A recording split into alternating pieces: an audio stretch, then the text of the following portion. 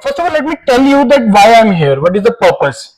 See, sir introduced us as a coaching institute that is there, but the main purpose why I'm here is to get all to provide you all that career options which you have after you complete your BTech in civil engineering, right?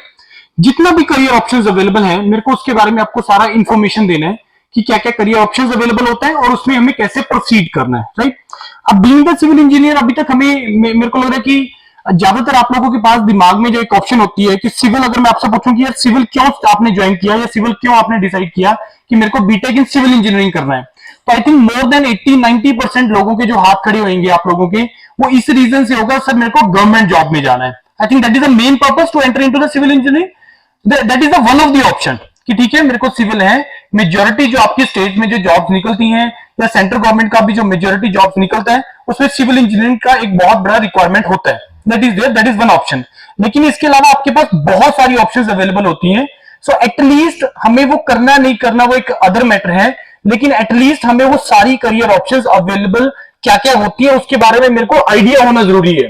क्योंकि otherwise मतलब अगर मैं आपसे ये भी पूछूं कि भाई गवर्नमेंट जॉब क्यों गवर्नमेंट जॉब करना चाहते हो, तो उसके पीछे भी अगर मैं आपको बताऊं तो वो शायद इस हिमाचल रीजन का एक इकोसिस्टम है जो हमें ये बोलता है कि भाई जो हमारे हिमाचल के अंदर जो बच्चे का जो इंटरेस्ट होता है या जो पेरेंट्स का भी इंटरेस्ट होता है वो ये होता है कि भाई कोई गवर्नमेंट जॉब मिल जाए आपको. That is the main reason why आप लोगों ने जो है वो सिविल इंजीनियरिंग स्टार्ट किया. लेकिन होता है क्या है कि हमें और ऑप्शन जैसे मैं बता रहा हूं कि और बहुत सारी ऑप्शन अवेलेबल है, और अगर मैं आपको वो ऑप्शंस बताने लगूंगा तो देयर में भी चांस कि आप लोगों में से कुछ के दिमाग में कुछ थी चीजें कि हाँ यार ये भी तो एक ऑप्शन है, मेरा इंटरेस्ट इसमें डेवलप हो सकता है या मेरा टेम्परामेंट उसमें हो सकता है, ये भी तो एक बहुत अच्छा ऑप्शन है. ठीक है, गवर्नमेंट जॉब है तो वो मेरे को लगता है कि अगर मैं 21-22 ईयर्स की एज पे अगर तो मेरे को नहीं एंट्री करना, मेरे को थोड़ा सा कुछ और ऑप्शन परस्यू करके कुछ और करियर ऑप्शन परस्यू करके मैं लेटर स्टेज के ऊपर भी तो एंटर कर सकता हूँ गवर्नमेंट जॉब के लिए. तो वो कुछ ऐसी ऑप्शन है जो मेरे को आपको बतानी है, right? So we are here as sir ने हमें इंट्रोड्यूस किया from engineers career point. Engineers career point we started in 2011, right? हमने ऑफलाइन प्लेटफॉर्म है, चंडीगढ़ बेस्ड है, तो चंडीगढ़ बेस्ड है. So we were limited to Himachal, Haryana, Punjab, Chandigarh and Jammu and Kashmir. So ये region हम लोग कैटर करते हैं, यहीं पे हमारे पास स्टूडेंट्स आते हैं प्रोफेशन करने के लिए. अभी जैसे रिसेंटली एसजेवीएन में जो फील्ड ऑफिसर में आपका महात्मा गांधी कॉलेज का एक स्टूडेंट सिलेक्ट हुआ है, मेरे को नहीं पता आपको उसके बारे में पता नहीं पता, वो भी हमारे से ही उसने प्रिपरेशन किया और इंटरव्यू वगैरह का प्रिपरेशन किया और उसका सिलेक्शन हुआ. अब यहां पे जैसे मैंने आपको बताया, then in 2011 we started this engineers career point and then in 2017 we started Yourpedia platform. So Yourpedia एक ऐसा प्लेटफॉर्म है क्योंकि ऑनलाइन प्लेटफॉर्म है, इसका कोई लिमिट नहीं है. मतलब क्योंकि ऑनलाइन पे है, ऑनलाइन पे तो आपने कुछ डाला वीडियो, उसका कोई लिमिट ही नहीं है कि वो किस रीजन तक लिमिटेड रहेगा.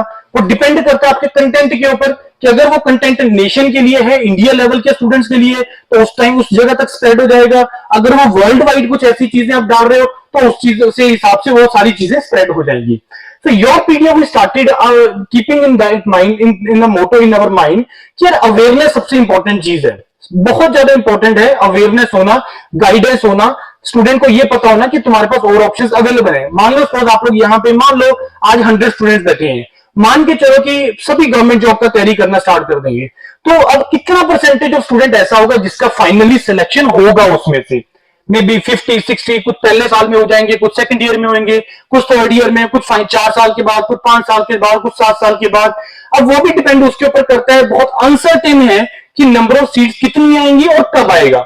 स्टेट गवर्नमेंट के अंदर एक बहुत बड़ी जो अनसर्टेनिटी है वो ये है कि हमें पता ही नहीं है कि नंबर ऑफ सीट्स कब आएंगी. जैसे अब पिछले 2 साल से आपके इलेक्शन से पहले कुछ रिक्रूटमेंट ड्राइव हुए थे, कुछ एग्जाम्स हुए, वो सब के सब कैंसिल हो गए.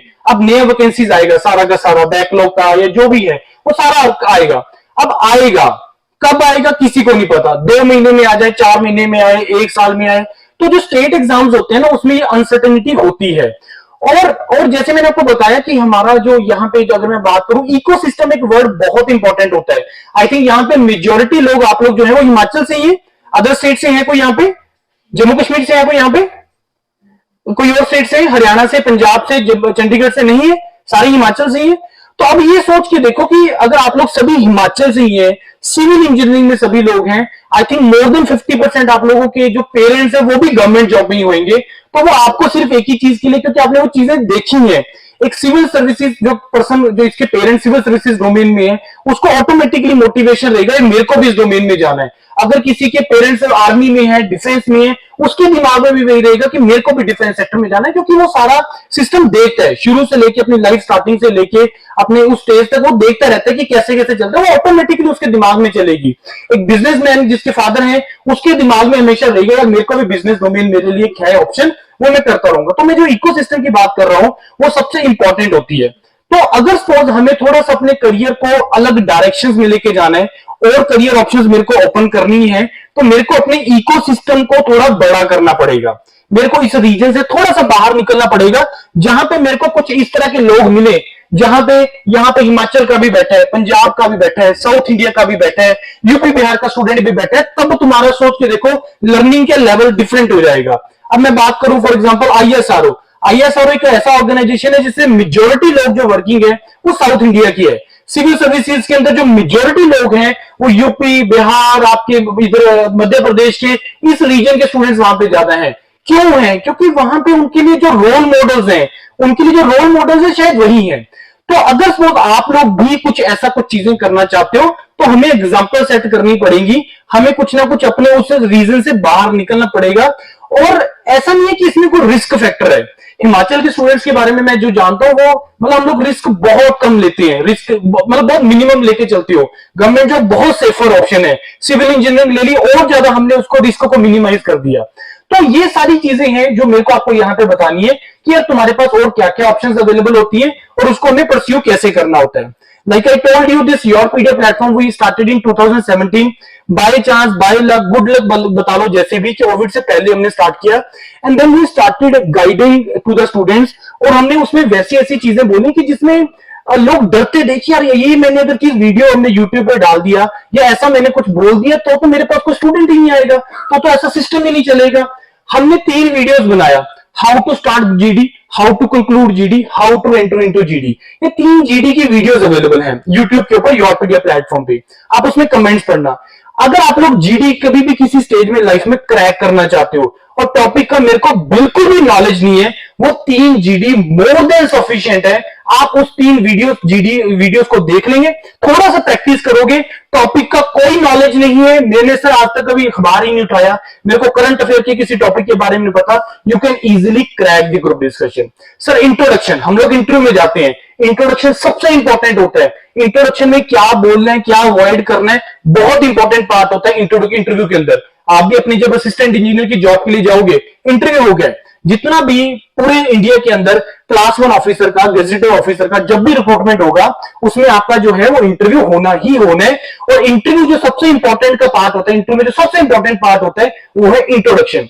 क्योंकि इंटरव्यू एक आर्ट होता है कि इंटरव्यू को आपने अपने पीछे कैसे लगाना है, वो तभी पॉसिबल होगा कि आप अपने आंसर में कुछ ना कुछ हिंट छोड़ोगे सो दैट कि अगला क्वेश्चन वो वहां से पूछेगा। ये आर्ट होता है।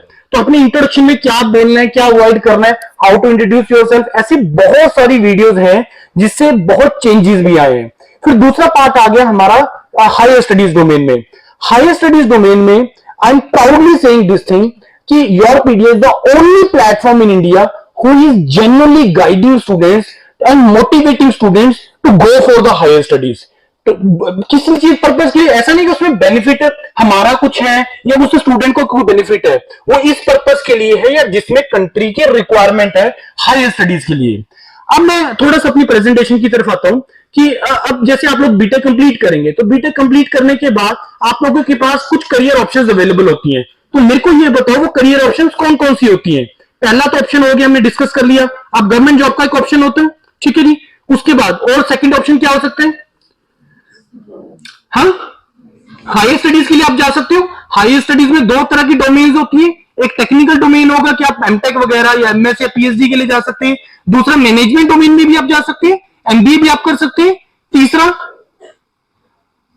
आप लोग अब्रॉड जा सकते हैं पढ़ने के लिए, अब्रॉड के लिए ऑप्शन देख सकते हैं। चौथा आप पब्लिक सेक्टर के लिए ट्राई कर सकते हैं, जैसे एसजीवीएम मैंने आपको बताया ये पब्लिक सेक्टर है, ये गवर्नमेंट जॉब नहीं होती है public sector, right. Public sector जो होती है वो गवर्नमेंट जॉब नहीं होती है। ये एसजीवीएन ये किसका अंडरटेकिंग है? ये गवर्नमेंट ऑफ हिमाचल का है, गवर्नमेंट ऑफ इंडिया का है, ये दोनों का कोलैबोरेटिव प्रोग्राम है। जितने भी पब्लिक सेक्टर होते हैं ये कोलैबोरेटिव प्रोग्राम्स होते हैं सेंट्रल गवर्नमेंट के, स्टेट गवर्नमेंट के साथ या सेंट्रल गवर्नमेंट के किसी प्राइवेट के साथ, राइट? तो public sector is also one of the option. Last option business, अपना अपना काम धंधा करना है। यही 5 ब्रॉडर वे में अगर मैं बोलूं तो यही ऑप्शन होते हैं तुम्हारे पास बीटेक के बाद। यार जितना तुम रिस्पॉन्स देंगे ना उतना मेरे को मजा आएगा प्रेजेंटेशन करने के लिए। तो आपने अवॉइड नहीं करना है, बोलना है, आंसर करना है, चाहे गलत बोलो सही बोलो, उसको अवॉइड नहीं करना। क्योंकि ये ऐसे सेशंस हैं, एक तो पहले बहुत ही रिमोट एरिया के अंदर, देर में भी चांस कि बहुत कम लोग हैं जो आप लोगों के पास शायद ऐसे सेशंस के लिए पहुंचे, ठीक? तो यही 5 ब्रॉडर वे में यही 5 ऑप्शन अवेलेबल है। इसके अलावा कोई और ऑप्शन बचता है जो आपके दिमाग में आ रहा हो कि सर ये भी तो एक ऑप्शन हो सकता है? अब मैं आपको ये बता रहा हूं, ये जितने भी पांचों की पांचों मैंने आपको ऑप्शंस बताया। अब मेरा जो प्रेजेंटेशन है वो एक एग्जाम के थ्रू ही घूमेगा। क्यों? रीजन बिहाइंड, क्योंकि ये सारी की सारी करियर ऑप्शंस मैं आपको बोल रहा हूं कि एक सिंगल एग्जाम के थ्रू ओपन होगा। चाहे आप गवर्नमेंट जॉब में जाना चाहो, चाहे आप पब्लिक सेक्टर में जाना चाहो, चाहे आप हायर स्टडीज इंडिया से जाना चाहो, चाहे आप हायर स्टडीज अब्रॉड में जाना चाहो, चाहे आप हायर स्टडीज टेक्निकल डोमेन में जाना चाहो, चाहे आप हायर स्टडीज मैनेजमेंट डोमेन में जाना चाहो, चाहे आप अपनी एंटरप्रेन्योरशिप डोमेन में जाना चाहो, ये सारी की सारी करियर ऑप्शंस एक ही एग्जाम के थ्रू ओपन होगा। And that exam is known as the GATE exam. And that is why I call this exam a beautiful exam. ये बहुत ब्यूटीफुल एग्जाम है, क्योंकि मेरे को नहीं लगता कि कोई भी ऐसा एग्जाम अवेलेबल हो पूरे वर्ल्ड के अंदर कि एक एग्जाम लिखने से आपके पास सारी करियर ऑप्शंस अवेलेबल हो जाए। है कोई ऐसा एग्जाम? नहीं है ऐसा कोई भी exam. So that is why GATE एक ब्यूटीफुल एग्जाम है, मैं इसको एक ब्यूटीफुल एग्जाम बोलता हूं। अब मेरा प्रेजेंटेशन उसके अराउंड घूमेगा, और ये जितने भी मैंने आपको करियर ऑप्शंस बताई वो सारी की सारी हमें कैसे परस्यू करनी है, उसमें करने के फायदे क्या होते हैं, क्या नुकसान होते हैं, कैसे उसको करना चाहिए, मैं वो सारी की सारी चीजें आप लोगों के साथ डिस्कस करूंगा। अब थोड़ा सा इसकी हिस्ट्री में जाते हैं कि गेट के एग्जाम की रिक्वायरमेंट क्या पड़ी, कि गेट एग्जाम स्टार्ट क्यों हुआ, गेट एग्जाम का मेन पर्पस क्या है, क्यों होता है गेट का एग्जाम? जॉब के लिए स्टार्ट हुआ था गेट का एग्जाम? नहीं, गेट का exam was started to promote the higher studies in the country. Country के अंदर हायर स्टडीज को प्रमोट करने के लिए स्टार्ट हुआ था। अब क्वेश्चन दिमाग में ये आता है कि सर हायर स्टडीज की क्या रिक्वायरमेंट पड़ गया कंट्री के अंदर? चल तो रही चीजें, लोग बीटेक वैसे भी कर रहे हैं, एमटेक पहले भी हो रही थी, पीएचडी पहले भी हो रही थी, लेकिन ऐसा क्या रिक्वायरमेंट पड़ गया कि गेट का एग्जाम स्टार्ट हुआ? उसके पीछे पर्पस था, उसके पीछे पर्पस था कि पार्टीशन के बाद हमें टेक्नोलॉजी डेवलप करना था। That was a straight reason. कोई कंट्री हमारा हेल्प करने को रेडी नहीं था, कोई कंट्री हमारे साथ टेक्नोलॉजी शेयर करने को रेडी नहीं था। इंडिया के साइंटिस्ट, इंडिया के प्रोफेसर, बड़े बड़े प्रोफेसर, बड़े बड़े साइंटिस्ट अदर कंट्रीज में जाके उनके लिए काम कर रही है, लेकिन हमारी कंट्री के लिए कोई कुछ काम नहीं कर रहा है। आप लोगों ने से किसी ने रॉकेट बॉयज सीरीज देखी है? रॉकेट बॉयज वेब सीरीज देखी किसी ने? हाँ या ना? है कोई ऐसा किसी ने देखी है?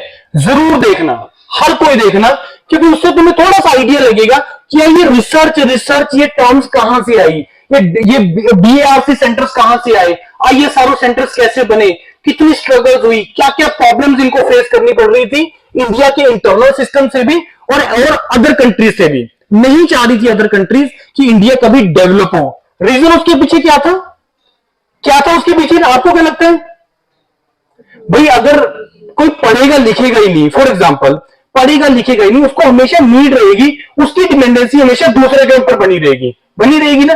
यही चीज था कि भाई अगर इंडिया ने खुद ही चीजें बनाना स्टार्ट कर दिया, और इंडिया एक बहुत बड़ा कंट्री है in terms of number of peoples, तो यहाँ पे खाने पीने का, गाड़ियों को लेके, ऑटोमोबाइल सेक्टर, हर चीज का यहाँ पे रिक्वायरमेंट है। तो बाकी कंट्रीज इसको एज ए अपॉर्चुनिटी ले रही थी कि हम यहाँ पे इनको जितना ज्यादा हो सकेंगे इनको एक्सपोर्ट करेंगे।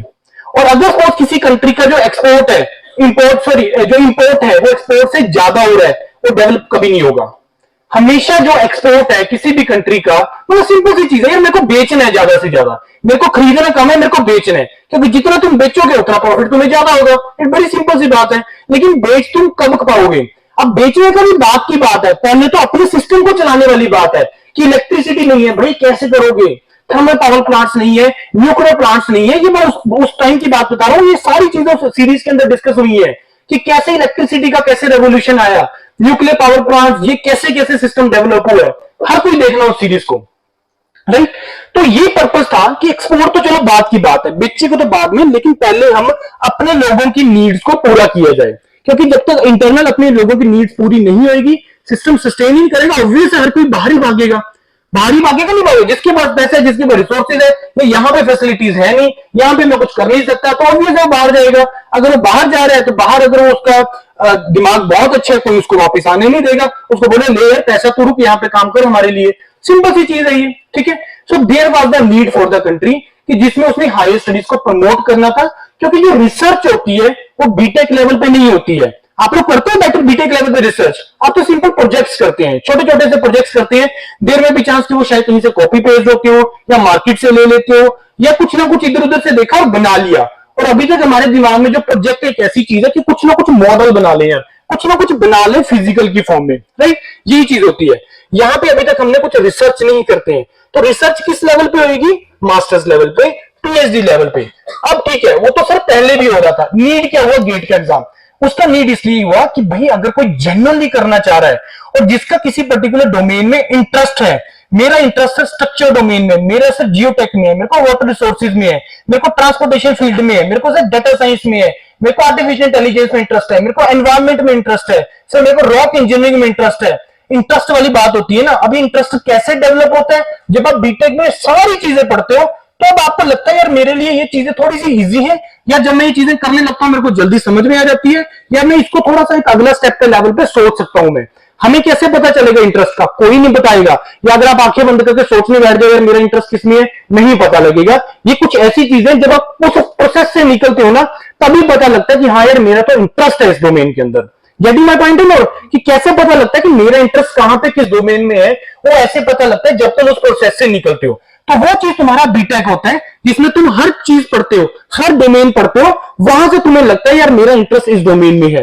भाई sir data science, AI, machine learning, आपने मेरे को क्या बोला? मैं तो एक सिविल इंजीनियर हूं, ये तो एक कंप्यूटर साइंस डोमेन का, कंप्यूटर साइंस के स्टूडेंट्स का डोमेन है।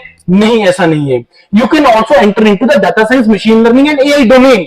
क्यों? क्योंकि ये मैथमेटिक्स का डोमेन है, ये कंप्यूटर साइंस का डोमेन नहीं है। यस डेफिनेटली इसमें ये बात ट्रू है कि कंप्यूटर साइंस वाला स्टूडेंट थोड़ा ज्यादा कंफर्टेबल होता है इसके लिए, क्योंकि उसने कुछ कोडिंग, कुछ लैंग्वेजेस वगैरह पढ़ी होती है। लेकिन अगर ऐसा होता तो हायर स्टडीज लेवल पे वो civil engineer, mechanical engineer, electronics, electrical, बाकी ब्रांच के स्टूडेंट्स को वो अलाउ ना करता इन एग्जाम्स की स्पेशलाइजेशन में करने के लिए, आपको मास्टर्स वगैरह करने के लिए। तो you can also enter into those domain जिसका मैथमेटिक्स स्ट्रांग है, जिसको मैथमेटिक्स में प्रोबेबिलिटी, रैंडम वेरिएबल्स, मैट्रिसेस, इन डोमेन्स में बहुत ज्यादा इंटरेस्ट है, you should enter into the data science, AI and machine learning domain, right. ये चीज एक है। उसके बाद हायर स्टडीज, आई थिंक आप लोग समझ गए कि गेट का एग्जाम क्यों स्टार्ट हुआ, क्योंकि यहां पे रिसर्च को प्रमोट करना था। बहुत प्रोजेक्ट्स थे, प्रोजेक्ट कंट्री के लिए, कंट्री के फायदे। भाई इलेक्ट्रिसिटी नहीं है, घर घर इलेक्ट्रिसिटी पहुंचानी है, तो उसके लिए जितना तुम जनरेट कर पाओगे, पहले तो पार्ट जनरेट करनी थी। जनरेट करने के लिए बहुत सारे अलग अलग तरीके हैं। डैम, एक वाटर, आप इससे भी लगा सकते हो, वाटर के थ्रू भी कर सकते हो, डैम क्रिएट करके, वहां से भी कर सकते हो, कोल से भी कर सकते हो। उसके बाद आप लोग इसमें न्यूक्लियर से भी कर सकते हो। तो अलग अलग तरीके इलेक्ट्रिसिटी जनरेट करने के, राइट। और इसमें सबसे ज्यादा एफिशिएंट कौन सा वे होता है? जो आपका न्यूक्लियर वाला होता है, राइट। उसमें सबसे ज्यादा एफिशिएंसी होती है, उसी के पीछे फाइट थी। तो ये चीज जो है भाई, कौन उसके ऊपर काम कर पाएगा? Again specialised. तो ऐसी एक मैंने छोटी सी एग्जांपल ली है, ऐसी बहुत डोमेन्स हैं जिसमें प्रोजेक्ट्स हैं कंट्री के लिए। और वो कंट्री के लिए अगर कोई प्रोजेक्ट्स है, आपको क्या लगता है कि अगर कोई प्रोजेक्ट कंट्री के लिए है तो वो किसके फायदे के लिए है? वो कंट्री के फायदे के लिए है, वो हर किसी के फायदे के लिए है, उसमें हर किसी का फायदा होना है।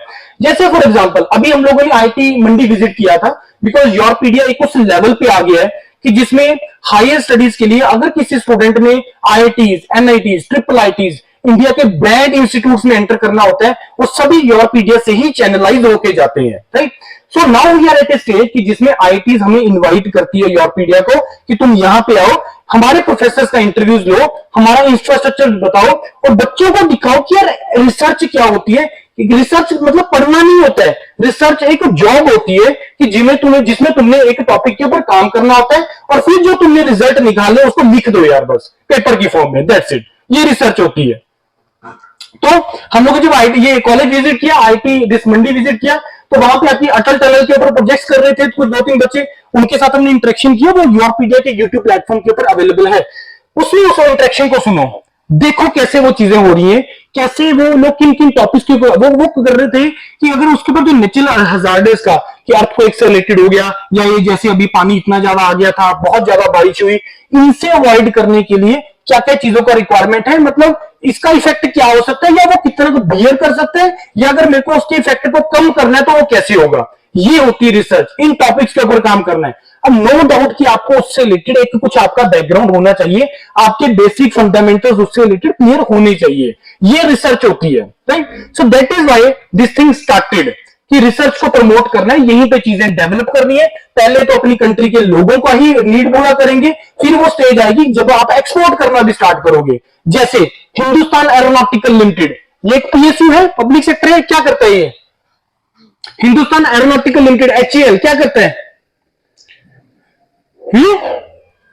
अब ये मत बोलना सर ये तो सिविल से रिलेटेड ही नहीं है, क्या करता है यार? इतना गवर्नमेंट कॉलेज के हो, बहुत अच्छे बच्चे हो, ये नहीं एक्सपेक्ट किया था कि एचएएल के बारे में नहीं पता होगा। आपके जो फाइटर्स या हेलीकॉप्टर्स जो डिफेंस के लिए बना रहा है वो एचएएल बना रहा है, हिंदुस्तान एरोनॉटिकल लिमिटेड बना रहा है। और अब वो स्टेज आ गई कि हमने कुछ एक्सपोर्ट करना भी स्टार्ट कर दिया, कुछ कंट्रीज को हमने एक्सपोर्ट करना भी स्टार्ट कर दिया है। आईएसआरओ क्या कर रहा है? सैटेलाइट क्या वो कल इंडिया के लिए लॉन्च कर रहा है, ऊपर छोड़ रहा है, और अदर कंट्रीज के लिए कर रहा है। तो आपको लगता है उससे रिसोर्स जनरेट हो रहा है कंट्री के लिए। अब वो कंट्री के लिए रिसोर्स जनरेट हो रहा है, कहां पे खर्चा होगा भाई? तुम्हारे ऊपर ही खर्चा होगा। ये फैसिलिटीज बना, इतना इंफ्रास्ट्रक्चर बन रहा है, कहां से बन रहा है? गवर्नमेंट के पास पैसा कहां से आ रहा है? नो डाउट टैक्सेस एक तरीका है, लेकिन ये जो अपना बिजनेस है, कंट्री टू कंट्री बिजनेस, यहां से बहुत रिसोर्सेज जनरेट होते हैं। गेटिंग माय पॉइंट और नॉट? अब मैं आपको वो चीजें बता रहा हूं यार, सिस्टम काम कैसे करता है, किस तरीके से सिस्टम काम कैसे करता है, और अगर आप लोग भी उस सिस्टम में एंटर करना चाहते हो तो तुम कैसे एंटर कर सकते हो उन चीजों के अंदर, राइट। अब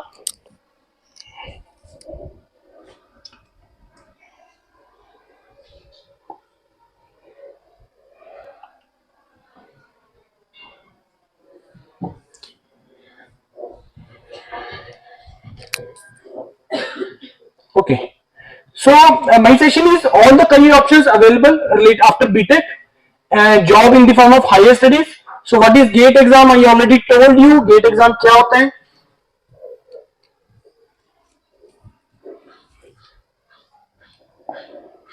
हाँ, गेट एग्जाम का पैटर्न पता है क्या होता है?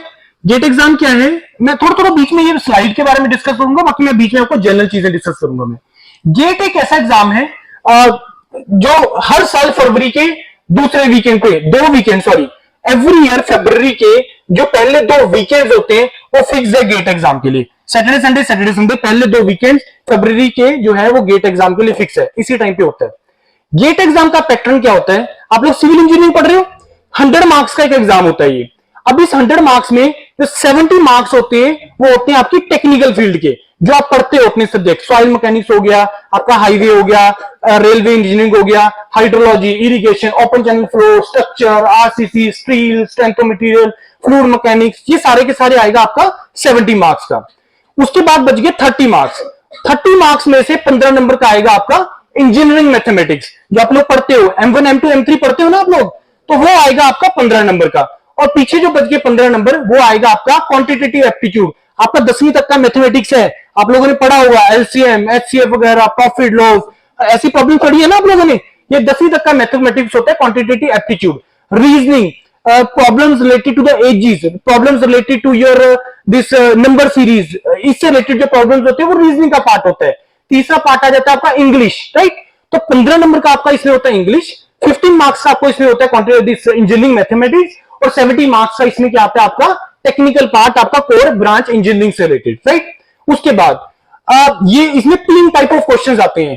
पहला टाइप ऑफ क्वेश्चन क्या होता है? मल्टीपल चॉइस क्वेश्चन, जिसमें एक क्वेश्चन होगा और उसमें 4 ऑप्शन होगा, उसमें से एक करेक्ट होगा। दूसरा टाइप ऑफ क्वेश्चन क्या होता है? मल्टीपल सिलेक्शन क्वेश्चन, जिसमें एक क्वेश्चन के एक से ज्यादा आंसर ठीक होते हैं। तीसरा टाइप ऑफ क्वेश्चन क्या होता है? न्यूमेरिकल आंसर टाइप, नेट, जिसमें आपको जो है फिलिंग द ब्लैंक होगा, जिसमें आपको आंसर पुट करना है, और जिसमें न्यूमेरिकल आंसर टाइप जो क्वेश्चंस होते हैं उसमें नेगेटिव मार्किंग नहीं होती है। 1 मार्क क्वेश्चन के लिए जो नेगेटिव मार्किंग है वो 0.33 है, 2 मार्क्स के लिए जो नेगेटिव मार्किंग है वो 0.66 है। तो ये इसका जो है आपका एग्जाम स्ट्रक्चर हो गया आपका गेट एग्जाम का, राइट? समझ में आ गई बात? Now come to the next slide. GATE exam के कुछ फीचर्स हैं। गेट एग्जाम के क्या फीचर्स हैं? पहला चीज है कि गेट जो है आप लोग 3rd ईयर ऑनवर्ड दे सकते हो। आपको पता है इस चीज के बारे में? 3rd ईयर ऑनवर्ड आप लोग एग्जाम दे सकते हो। भरा किसी ने गेट का एग्जाम? Yes, good. तो गेट का एग्जाम आप लोग 3rd ईयर ऑनवर्ड दे सकते हो।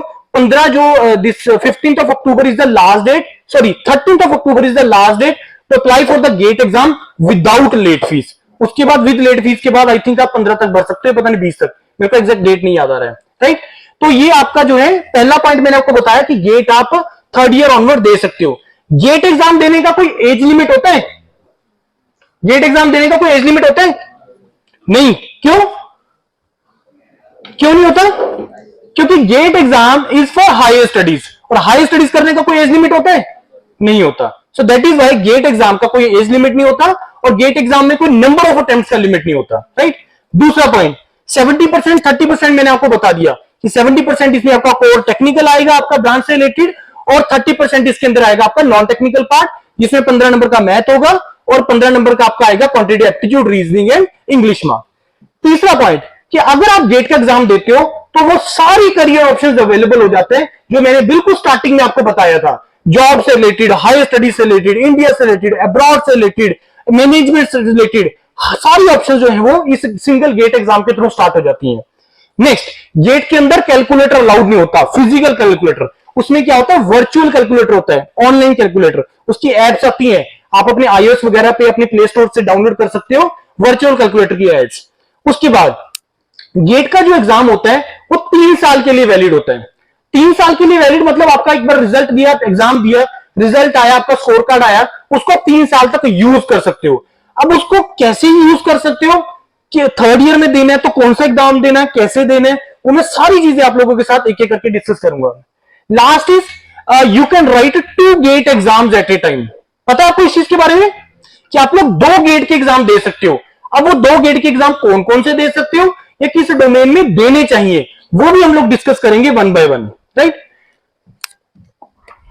नेक्स्ट इज गेट एग्जाम देना क्यों है। जैसे मैंने आपको बता दिया कि अगर आप पब्लिक सेक्टर में जाना चाहो या गवर्नमेंट जॉब में जाना चाहो, पब्लिक सेक्टर मैंने आपको क्लियरली बता दिया पब्लिक सेक्टर गवर्नमेंट जॉब नहीं होती है, तो गेट के थ्रू कौन सी गवर्नमेंट जॉब्स का ऑप्शन होता है, को बता सकते हैं मेरे को? गेट के थ्रू कौन सी गवर्नमेंट जॉब का ऑप्शन होता है? पंजाब, हरियाणा, वेस्ट बंगाल, ओडिशा, ये 4 स्टेट्स ऐसी हैं जिसमें जो इलेक्ट्रिसिटी डिपार्टमेंट होता है, जैसे पंजाब का पीएसपीसीएल, हरियाणा का हरियाणा यूटिलिटी से रिलेटेड, तो इसमें जो इलेक्ट्रिसिटी डिपार्टमेंट जो असिस्टेंट इंजीनियर का जॉब होता है वो गेट के थ्रू लेते हैं, वो अपना टेस्ट नहीं लेते हैं, और उसमें पूरी इंडिया का बच्चा एलिजिबल होता है। बस वो स्टेट की कुछ पैरामीटर्स होते हैं जो आपको वो मीट करने होते हैं। जैसे अगर आपको पंजाब के लिए जॉब के लिए जाना है तो 10th में आपको पंजाबी चाहिए, या उसके इक्विवेलेंट एक पेपर पंजाब का शिक्षा विभाग कंडक्ट करवाता है आफ्टर एवरी 3-4 मंथ्स। अगर वो भी आपने क्वालिफाई किया हो तो you are eligible for that post, right?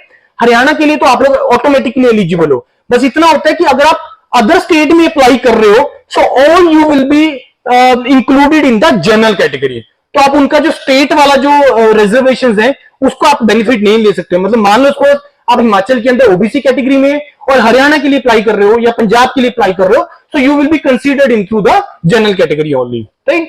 उसके बाद higher studies India abroad detail में डिस्कस करेंगे। उसके बाद if you wish to pursue your career, आप अपना करियर एक स्पेशलाइज्ड डोमेन में बनाना चाहते हो, जैसे मैंने इससे पहले भी आपको बता किया था कि स्पेशलाइज्ड डोमेन्स आपको करनी है। कौन कौन सी स्पेशलाइज्ड डोमेन? मैंने आपको बहुत सारी स्पेशलाइज्ड डोमेन्स बताया। 2 कैटेगरीज में उसको डिवाइड करते हैं। एक होता है कोर डोमेन जो आपकी सिविल इंजीनियरिंग से रिलेटेड है, जैसे जियोटेक हो गया, आपका ट्रांसपोर्टेशन हो गया, आपका अर्थ एनवायरमेंटल इंजीनियरिंग हो गया। उसके बाद आपका और कौन सी होती है? वाटर रिसोर्स इंजीनियरिंग हो गया। ये आपकी कोर डोमेन्स होती हैं। नॉन कोर डोमेन्स में मैंने आपको बताई ऑप्शंस, क्या क्या बताया नॉन कोर में? हाँ, data science, AI, machine learning बताया। और बताओ, रोबोटिक्स में आप जा सकते हो, एरोनॉटिकल में आप जा सकते हो, मैकेट्रॉनिक्स में शायद सिविल एलिजिबल नहीं है। और कौन सी डोमेन होती है? Geo informatics. और बताओ, अर्थक्वेक इंजीनियरिंग। और बताओ, मटेरियल साइंस। और बताओ, अप्लाइड मैकेनिक्स। और बताओ, नॉन कोर डोमेन कौन सी होती है? स्पेस एस्ट्रोनॉमी, और बताओ ई वेस्ट मैनेजमेंट, और बताओ एंटरप्रेन्योरशिप, और बताओ ई व्हीकल्स, और ऐसी बहुत डोमेन्स हैं, बहुत डोमेन्स हैं। बीइंग द सिविल इंजीनियर आप लोगों के पास मोर देन 1000 प्लस ऑप्शंस होती है when you start applying after the your GATE exam. उसके बाद जब आप अप्लाई करते हो तो 1000 प्लस आप लोगों के पास ऑप्शन होती है। अब उसमें से किसमें अप्लाई करना है, कैसे अप्लाई करना है, वो डिपेंड करता है आपके क्रेडेंशियल्स के ऊपर। क्रेडेंशियल्स का मतलब क्या है कि जिसमें आपका बीटेक का सीजीपीए का भी रोल होता है। कहां पे तुम अपने बीटेक सीजीपीए का बेनिफिट उठा पाओगे वो भी मैं आपको बताऊंगा। आपके गेट स्कोर के ऊपर और आपकी कैटेगरी के ऊपर तीन चीजों का रोल होता है। किसका? गेट स्कोर का, आपकी बीटेक सीजीपीए का और आपका कैटेगरी का। इन तीन चीजों के बेस पे डिसाइड होता है कि मेरे को कहां पे उस 1000 में से मेरे को 40-50 ऑप्शंस में अप्लाई करना होता है, लेकिन उसमें से मेरे को कौन से में अप्लाई करूं सो दैट कि मेरे को नेक्स्ट राउंड के लिए कॉल आए, वो सारी चीजें होती हैं। ठीक है, वो सारी चीजें एक एक करके डिस्कस करेंगे। उसके बाद जो चौथा पॉइंट है, ये बहुत इंपॉर्टेंट पॉइंट है। गेट के एग्जाम, सारी ऑप्शंस एक साइड पे छोड़ दो जो मैंने आपको बताया। गेट का एग्जाम जब हम करते हैं या गेट का एग्जाम जब हम देते हैं, तो गेट का जब एग्जाम हम क्वालिफाई हो जाता है, तो गेट एग्जाम क्वालिफाई होना पहला चीज, ये ऐसा जैसे मैंने आपको बताया, it is a beautiful exam. GATE exam का जो स्कोर है या जो गेट एग्जाम का eligibility, you can write on your resume पूरी लाइफ के लिए, पूरी लाइफ के लिए इस चीज को कि sir I am GATE qualified in the year 2024, I was GATE qualified in the year 2024 with this much of GATE score, that is the value. उसका आपको वैल्यू पूरी लाइफ में मिलेगा। फॉर एग्जाम्पल, हम लोग टीचर रिक्रूटमेंट करते हैं, teacher का 10-10 साल का एक्सपीरियंस होता है, 5-5 साल का, कुछ फ्रेशर भी आते हैं। हमारा सबसे पहला उसका क्वेश्चन ये होता है, आर यू गेट क्वालिफाइड? समझ रहे पॉइंट? तो इट मींस कि उसका वैल्यू है। आप कंपनी में प्लेसमेंट के लिए जा रहे हो, या फॉर एग्जांपल आप अपने असिस्टेंट इंजीनियर की इंटरव्यू के लिए जा रहे हो। अब वहां पे मान लो उसको 10 लोग गए हैं, एक का गेट क्वालिफाई है, मान लो आपका गेट क्वालिफाई है, आपको क्यों नहीं लगता कि आपको वो बेनिफिट देगा? 101% आपको उसका बेनिफिट देगा। क्यों? रीजन, क्योंकि गेट का एग्जाम क्वालिफाई होना वो इस चीज का प्रूफ है, वो इस चीज का गारंटी दे रहा है, क्योंकि गेट एक बहुत कंसेप्चुअल एग्जाम है। गेट एग्जाम एक बहुत कंसेप्चुअल एग्जाम है, कंसेप्ट बेस्ड एग्जाम है। गेट के एग्जाम याद रखने वाला एग्जाम नहीं है, गेट के एग्जाम रट्टा लगाने वाला एग्जाम नहीं है। उसको तुम याद करके नहीं क्वालिफाई कर सकते हो, उसको तुम समझ के ही क्वालिफाई कर सकते हो गेट के एग्जाम को। तो गेट का एग्जाम अगर मैं बोल रहा हूं कंसेप्चुअल एग्जाम है, तो अगर आप उसको क्वालिफाई कर रहे हो, इट मींस कि इसका ये इस चीज का प्रूफ है कि yes you are having your basic fundamentals, या जो तुम्हारे बेसिक कंसेप्ट्स हैं, या जो तुम्हारी जो समझ है तुम्हारी ब्रांच को लेके वो सफिशिएंट है। गेट का एग्जाम क्वालिफाई करना इस चीज का प्रूफ है कि हाँ, अगर आपने बोल दिया sir I am GATE qualified, तो आपसे वो सामने वाला डाउट नहीं करेगा, पता नहीं यार इसने 8 सीजी पे तो ले लिया, पता नहीं इसको आता भी नहीं आता कुछ भी। समझ रहे मेरी पॉइंट? इट मींस कि अगर आपने गेट क्वालिफाई किया, इट मींस कि वो ये डाउट नहीं क्रिएट करेगा कि इसको अपनी सिविल इंजीनियरिंग का नॉलेज है या नहीं है। तो गेट एग्जाम क्वालिफाई करना अपने आप में एक बहुत बड़ी अचीवमेंट है, और जिसको तुम पूरी लाइफ अपने रिज्यूमे के ऊपर लिख सकते हो, और जिसका पूरी लाइफ तुम अपना एडवांटेज उठा सकते हो उस चीज को। अदरवाइज और कोई एग्जाम ऐसा एग्जाम नहीं है कि जिसका तुम अपने पूरी लाइफ अपने लाइफ में यूज कर सकते हो, क्योंकि उस एग्जाम का एडवांटेज तो उसी टाइम पे हो गया। अब गेट के एग्जाम से तुमने जो मैंने ऑप्शंस बताया, देयर में भी चांस कि आपने उसके थ्रू आगे कोई ऑप्शन परस्यू किया कि नहीं किया, वो मैटर नहीं करता है, वो मैटर नहीं करता है। आप जा रहे हो असिस्टेंट इंजीनियर की इंटरव्यू के लिए फॉर एग्जांपल, इसका मतलब ये थोड़ा ना कि तुमने गेट क्वालिफाई किया है। ये क्या इसका मतलब ये है? क्या वो उसका जो एंट्री है क्या वो गेट के थ्रू हो रहा है? नहीं हो रहा है, लेकिन आपने एडिशनल लिखा हुआ है अपने रिज्यूमे के अंदर, या जब आप अपना इंट्रोडक्शन दे रहे हो, जो मैंने अभी तो इससे पहले आपको बात किया था कि जब आप अपना इंट्रोडक्शन दे रहे हो उसमें अपनी हल्की सी बात बोलो, एक लाइन ऐड करो, sir last year I qualified GATE also, बस इतना सा। 101% आपसे पूछेगा उसमें से क्वेश्चन कि अच्छा गेट क्वालिफाई किया था, कितने मार्क्स आए थे? इतने आए।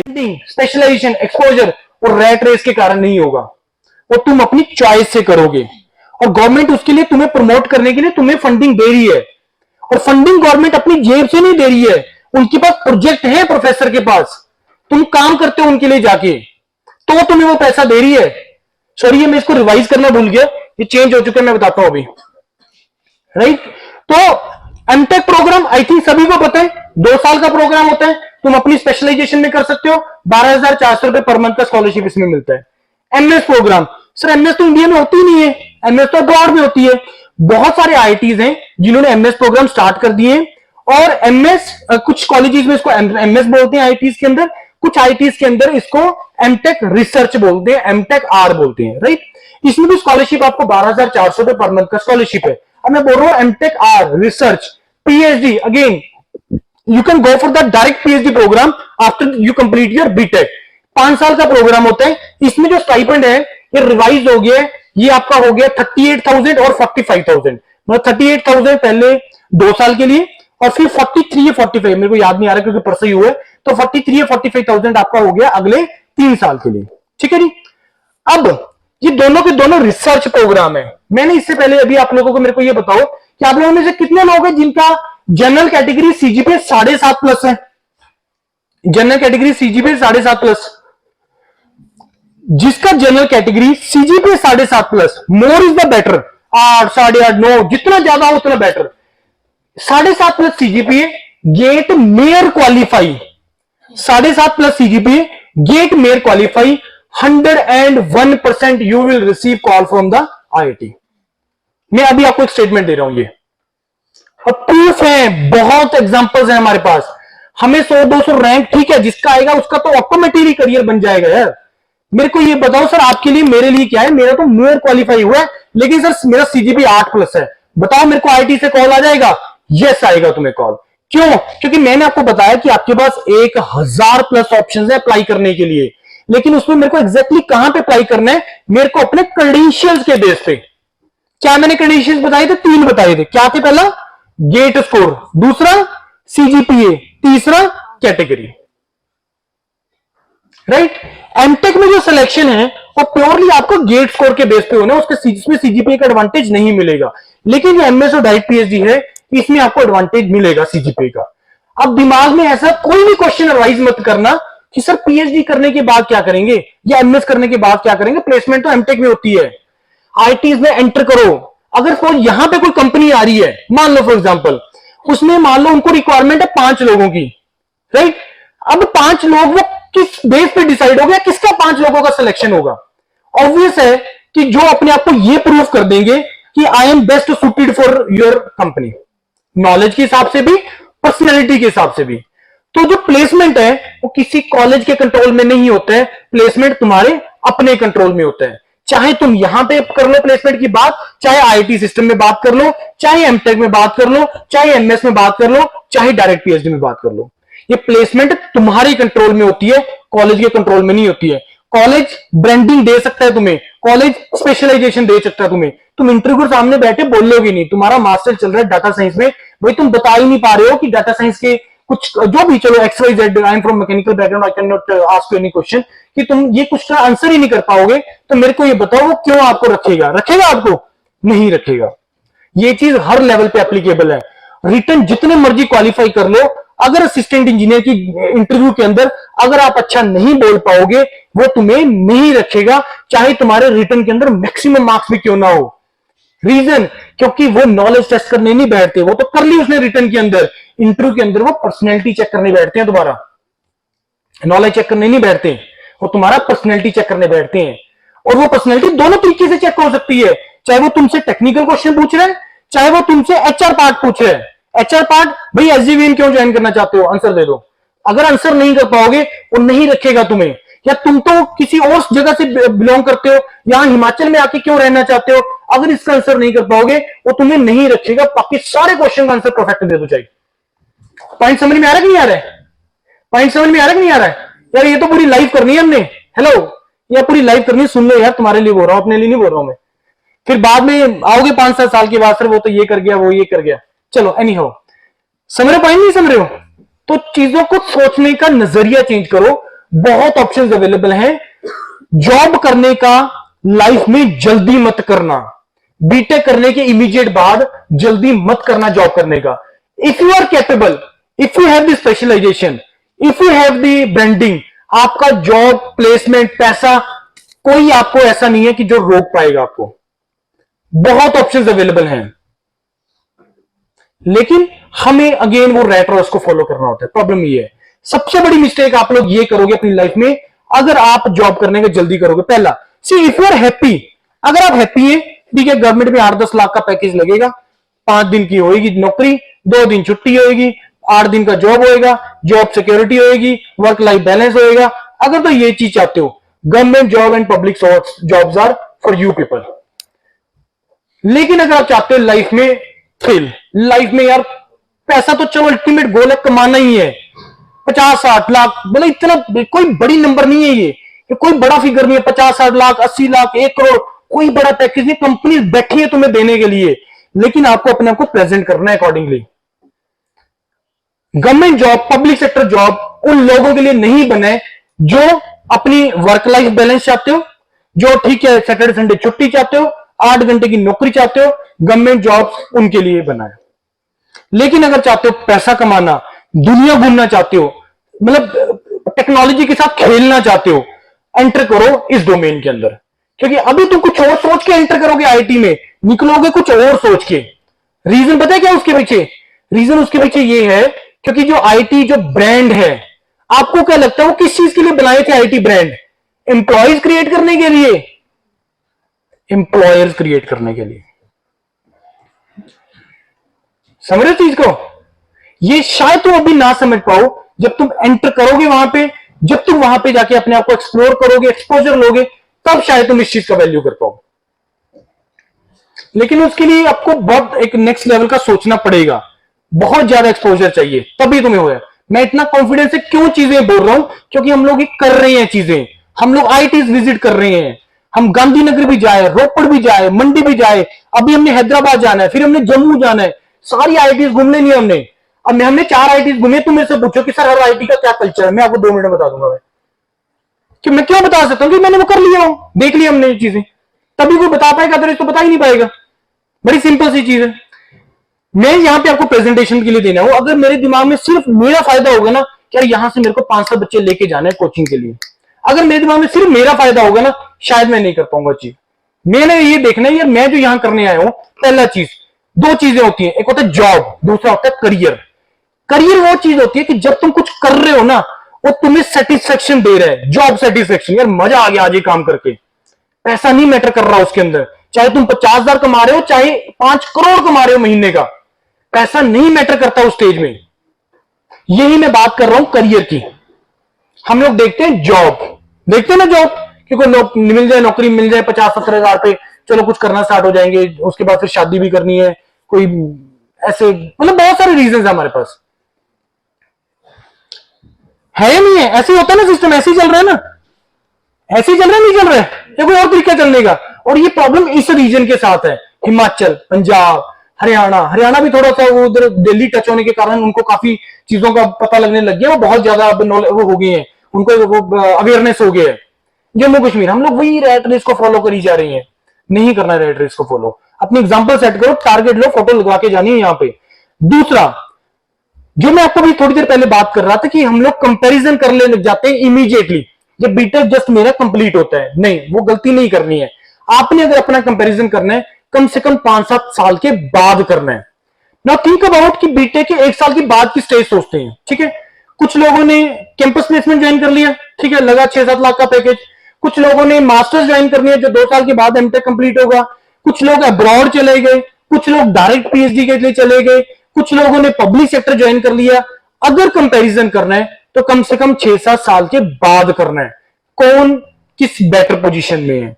चाहे आप मॉनिटरी लगा लो, चाहे आप अदरवाइज करियर के हिसाब से लगा लो, जॉब सेटिस्फेक्शन के हिसाब से लगा लो। जितने भी लोग 2011 में हमने स्टार्ट किया इंजीनियर्स करियर पॉइंट, मतलब थाउजेंड्स ऑफ बच्चे हम लोग अलग अलग डोमेन में हम भेज चुके हैं, और वो सारे हमारे कॉन्टेक्ट में हैं। अब हमें सबसे डिससेटिस्फाइड बच्चा पता कौन है? जिसने इमीडिएटली जॉब ज्वाइन कर लिया। उनमें से कुछ बच्चे जो हायर स्टडीज के लिए गए, उनमें से बहुत लोग इस टाइम पे यूएसए में बैठे हैं। एक एग्जांपल है उसका मैं दे रहा हूं, योर पीडीएफ पे उसका वीडियो पड़ा है, अमृत बेदी है उसका नाम लड़के का। इस टाइम पे वो यूएस डिफेंस के अंदर ड्रोन टेक्नोलॉजी में काम कर रहा है।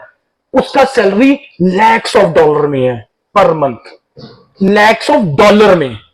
और उसके इमीडिएट साथ जो क्लास में बैठा था, जो उस टाइम पे शायद पब्लिक सेक्टर, मतलब 13-14 की बात है, उस टाइम पब्लिक सेक्टर में 10-12 लाख की नौकरी लेके बहुत खुश था।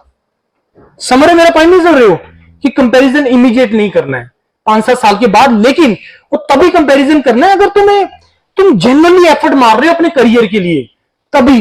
अदरवाइज अगर रैट रेस ही फॉलो करना है तो कर सकते हो, कोई इश्यू वाली बात नहीं है, कोई इश्यू वाली बात नहीं है उसमें, राइट। तो ये ऑप्शन है तुम्हारे पास अवेलेबल। नाउ मैंने बोला था मैनेजमेंट डोमेन भी तुम्हारे पास ऑप्शन है। ऑलमोस्ट हर आईआईटी के अंदर, ऑलमोस्ट हर एनआईटी के अंदर हायर स्टडीज में मैनेजमेंट डोमेन ऑप्शंस अवेलेबल हैं। Like for example department of management studies IIT Madras, IOR IIT Bombay, master of management IIT Bangalore, master of management IIT Delhi. Almost her IIT के अंदर आपको management domain मिलेगा। Placements the best placements, right. तो जो लोग management domain में जाना चाहते हो, लेकिन यहां पे मैनेजमेंट डोमेन का ऑप्शन और जो आईएम से एमबीए का ऑप्शन बनेगा, क्या डिफरेंस है दोनों में, आपको क्या लगता है? जब आप आईएम में एमबीए कर रहे हो, वहां की आपकी क्लास में कौन बैठा होगा? ऑल ग्रेजुएट्स बैठे होंगे, है ना। लेकिन जब आप गेट के थ्रू जा रहे हो, क्योंकि get only technocrat can write, although कि अब नॉन साइंसेस वाले भी लिखने लग गए हैं, इन्होंने ओपन कर दी है, लेकिन मेजोरिटी उस क्लास के अंदर टेक्नोक्रेट्स ही होंगे, हर ब्रांच के होंगे। तो आपका जो प्रोफाइल होगा वो टेक्नो मैनेजरियल प्रोफाइल होगा, techno managerial profile, right. Placement the best, उसका कोई टेंशन ही नहीं है। उसके बाद you can also enter into the IIMs through this GATE exam, and that program is known as the FPM program, fellowship program in management. FPM program 25,000 से लेके 35,000 का स्कॉलरशिप होता है। गेट मेयर क्वालिफाई, सीजीपीए 7.5-8 से प्लस है, तो तुम्हें कॉल आ जाएगा एफपीएम से। क्योंकि इसके बाद का जितने भी रिसर्च प्रोग्राम में तुम्हें बता रहा हूं ना मैं, इसमें प्लेसमेंट का ऑप्शन इक्वली गुड है जो एमटेक में है। इसमें एंट्री करने का क्या प्रोसीजर है? पहला स्टेप, जो प्योरली जो कॉल आता है नेक्स्ट राउंड के लिए, इंटरव्यू वगैरह के लिए, वो टोटली गेट स्कोर पे डिपेंड नहीं करता है, तुम्हारे सीजीपी पे भी डिपेंड करता है और तुम्हारे स्टेटमेंट ऑफ पर्पस के ऊपर डिपेंड करता है। इसमें एक डॉक्यूमेंट लगता है स्टेटमेंट ऑफ पर्पस, कि भाई तुम अगर आईएम के अंदर सप्लाई चेन मैनेजमेंट में काम करना चाहते हो तो क्यों करना चाहते हो, ये क्वेश्चन है, ठीक है। उसमें 3-4 पैराग्राफ होते हैं। पहले तुम अपने बारे में लिखते हो, फिर अपने बीटेक प्रोजेक्ट के बारे में लिखते हो, फिर तुम लिखना चाहते हो कि मेरे को सप्लाई चेन मैनेजमेंट में क्यों काम करना है, फिर आप लिखोगे कि मेरे को आईएम, इस आईएम से ही क्यों करना है।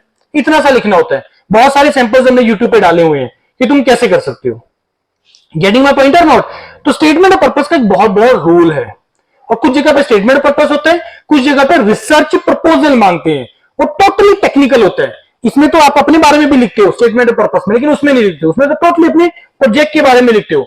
उसमें तुम्हें वो रिसर्च प्रपोजल लिखवाने से पहले बोलेगा कि ये रहे 50 प्रोजेक्ट, इसमें से तुमने जो चूज करना है उसके अकॉर्डिंगली अपना रिसर्च प्रपोजल लिखो, राइट। और तुम्हें प्रोफेसर क्यों यस बोलेगा, अब इसके बारे में सोचो कि तुम अपने उस प्रोजेक्ट, उस रिसर्च प्रपोजल के अंदर ऐसा क्या लिखो कि तुम्हें प्रोफेसर यस बोले। उसके पीछे सिंपल सा रीजन है, प्रोफेसर के पास प्रोजेक्ट है ना, एक XYZ डोमेन का प्रोजेक्ट है। अब अगर उसको ये लगेगा कि ये जो पर्सन है जिसने मेरे को रिसर्च प्रपोजल लिखा है, इसने भी अपनी बीटेक के दौरान में या इसने भी कुछ उसी सेम डोमेन से रिलेटेड काम किया है, वो बोलेगा हाँ यार इसने तो थोड़ा बहुत स्ट्रक्चर से रिलेटेड काम किया है, तो इसमें भी मेरे को स्ट्रक्चर डोमेन की पर्सन की रिक्वायरमेंट है। वो ये प्रोफाइल मैचिंग देखेगा कि जिसका प्रोफाइल मैच कर रहा है वो उसी को पहले बुलाएगा। समझ रहे नहीं समझ रहे हो? प्रोजेक्ट तुमने किया वाटर रिसोर्स में, अप्लाई कर रहे हो तुम स्ट्रक्चर में, चांसेस कम हो जाते हैं। या तुम इंटरेस्ट लिख रहे हो वाटर रिसोर्स के अंदर, अप्लाई कर रहे हो स्ट्रक्चर डिपार्टमेंट में, वो नहीं लिखेगा, नहीं लेगा आपको। समझ रहे हो? तो ये रोल होता है इन चीजों का। उसके बाद आप लोगों में से कितने लोग हैं जो टारगेट कर रहे हैं अब्रॉड के लिए? अब्रॉड के लिए कनाडा पहुंचा नहीं यहां तक? हाँ नहीं पहुंचा, दूर है। नहीं सीरियसली, मतलब जनरली, चलो कनाडा छोड़ो, जो जनरली हायर स्टडीज वर्ल्ड की टॉप 50 यूनिवर्सिटीज के लिए टारगेट कर रहे हो, है कोई जाना चाहता है अब्रॉड? देखो मैं एक चीज बताता हूं, अब्रॉड का अगर ऑप्शन मिले ना आपको स्टडी करने का, तो जरूर जाना। ना थिंक अबाउट, जो मैं चीज बता के हटाऊं, मैं यहां बैठा हिमाचल का स्टूडेंट, आईआईटी में बैठा, पूरे इंडिया का स्टूडेंट, अब्रॉड जाओगे कौन बैठा होगा? ऑलमोस्ट हर कंट्री का बच्चा बैठा होगा वहां पे। Again exposure, branding, specialization, resources, research facilities यहां पे ज्यादा होंगी, अब्रॉड के कुछ कॉलेजेस में ज्यादा होगा, ऑब्वियसली अब्रॉड में ज्यादा होगा, वहां पे डेवलप्ड कंट्रीज हैं, उनके रिसोर्सेज ज्यादा है हमसे। समझ रहे हो? तो अब्रॉड अगर आप जाना चाहते हो तो you can go through the GATE exam also, GATE exam के थ्रू भी आप जा सकते हो। और वो 5 यूनिवर्सिटीज हैं जो गेट के थ्रू आपको एंट्री लेती है मास्टर्स प्रोग्राम के लिए या पीएचडी प्रोग्राम के लिए। वो 5 यूनिवर्सिटीज कौन सी हैं पता है किसी को? कोई एक आध? Nanyang technical university Singapore, national university of Singapore, RWTH Germany, technical university of Munich और क्रैनफील्ड यूके, ये 5 यूनिवर्सिटीज हैं जो गेट के थ्रू लेती हैं। अदरवाइज इसके अलावा सारे पूरा वर्ल्ड ओपन है, पूरा वर्ल्ड ओपन है। और मैं एक चीज और बता रहा हूं कि अगर आपको अब्रॉड जाना है, पहला चीज टारगेट करना है वर्ल्ड की टॉप 50 यूनिवर्सिटीज। दूसरा चीज, अगर अब्रॉड जाना है तो मेरे को एज ए टेक्नोक्रेट जाना है, मेरे को एज ए लेबरर नहीं जाना है। तीसरा चीज, मेरे को अगर अब्रॉड जाना है तो मेरे को 40-50 खर्च करके नहीं जाना है, मेरे को 2-3 लाख ही खर्चने हैं, इससे ज्यादा नहीं खर्चने हैं। चौथा चीज, ज्यादा एक्सपेंसिव, क्योंकि मास्टर्स प्रोग्राम में रिसर्च वर्क कम होता है, छोटा प्रोग्राम होता है, तो फंडिंग नहीं होती है अवेलेबल। तो मास्टर प्रोग्राम के लिए तो जब वो अब्रॉड टारगेट करते हो तो थोड़ा सा तुम्हें जो है फंडिंग कम मिलती है, पैसा खर्चा ज्यादा आ जाता है। अगर आप अब्रॉड जेन्युइनली जाना चाहते हो स्टडीज के लिए, मास्टर्स इंडिया से करो, अपने क्रेडेंशियल्स अच्छे रखो, मास्टर्स में अपना सीजीपी अच्छा रखो, और दूसरा चीज ये है कि उसमें आपका प्रोजेक्ट अच्छा करो, और पीएचडी के लिए अब्रॉड चले जाओ, क्योंकि पीएचडी एक जॉब होती है। जो मैंने तुम्हें बताया कि इतना स्कॉलरशिप आपको दे रहा है, आपको 35,000 80,000 का स्कॉलरशिप अगर आपको मिल रहा है पीएचडी में इंडिया से, फॉरेन के अंदर वो जो स्कॉलरशिप है वो 3,000 से 4,000 यूएस डॉलर का पर मंथ का स्कॉलरशिप है, और जहां पे तुम्हारा खर्चा 1,500-1,800 डॉलर से ज्यादा नहीं होता है। तुम लोग बहुत सेव भी कर सकते हो, ब्रांडिंग अलग हो रही है, तुम्हारा अपना खर्चा अलग से मीट हो रहा है, सेविंग भी हो रही है, जिसको तुम वापस घर भी दे सकते हो। पहली बात तो अपना खर्चा निकालोगे सफिशिएंट होता है। तो अगर आप अब्रॉड टारगेट कर रहे हो, do masters from India, go for the PhD abroad, और स्कॉलरशिप अवेलेबल है पूरा वर्ल्ड में। पूरे वर्ल्ड में जो पीएचडी होती है वो जॉब ही होती है, तभी तो तुम्हें वो इतना पैसा देते हैं, क्योंकि उनके पास प्रोजेक्ट है, प्रोफेसर्स के पास, प्रोफेसर्स के पास क्या है, प्रोजेक्ट है, वहीं से आपको फंडिंग देते हैं, राइट। उसके बाद कुछ क्वेश्चंस यहां पे अराइज होंगे कि मेरे को 2 गेट के एग्जाम देने चाहिए, नहीं देने चाहिए, मेरे को 3rd ईयर में एग्जाम देना है कि नहीं देना, मेरे को हायर स्टडीज क्यों जाना है। आई थिंक आपको मैं इसका आंसर कर चुका हूं, मैं हायर स्टडीज के लिए क्यों। इसका आंसर करने से पहले ये एक स्लाइड देखते हैं। विजिबल है सभी को?